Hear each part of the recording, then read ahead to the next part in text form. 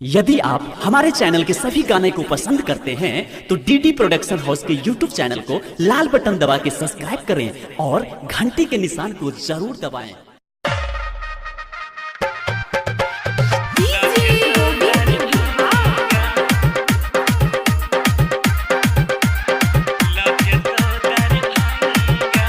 Presented by DD Production House, Sakri।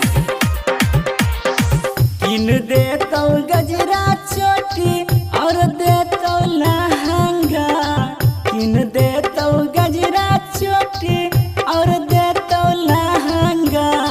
DJ वाला के कनिया बन जो लजतो दरभंगा, डीजे वाला के कनिया बन जो लजतो दरभंगा।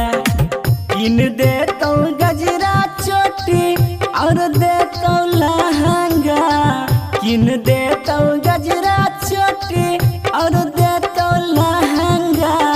डीजे वाला के कनिया बन जो लजतो दरभंगा, डीजे वाला के कनिया बन जो लजतो दरभंगा।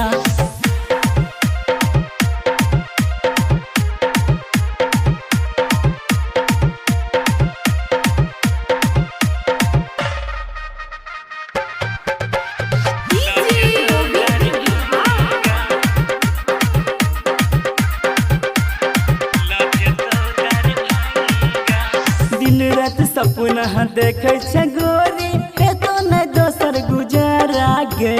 डीजे वाला के यार बना ले एकटा वही सहारा गे। पूरा करतो तोहर मनोरथ, पूरा करतो तोहर मनोरथ, मन है तो चंगा। डीजे वाला के कनिया बन जो लजतो दरभंगा, डीजे वाला के कनिया बन जो लजतो दरभंगा।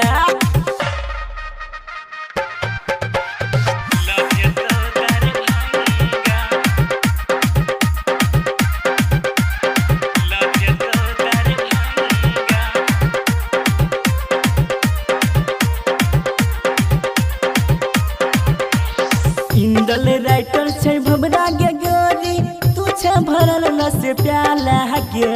हमरा से प्यार ही कले गे छोरी, छिए बड़ा दिल वाला गे। अंगद गायक कहे छो तोरा, अंगद गायक कहे छो तोरा, पूरा है तो सपना। डीजे वाला के कनिया बन जो लजतो दरभंगा, अनिल डीजे वाला के कनिया बन जो लजतो दरभंगा। इन देतो गजरा चोटी और देतो लहंगा, किन देतो गजरा चोटी और देतो लहंगा।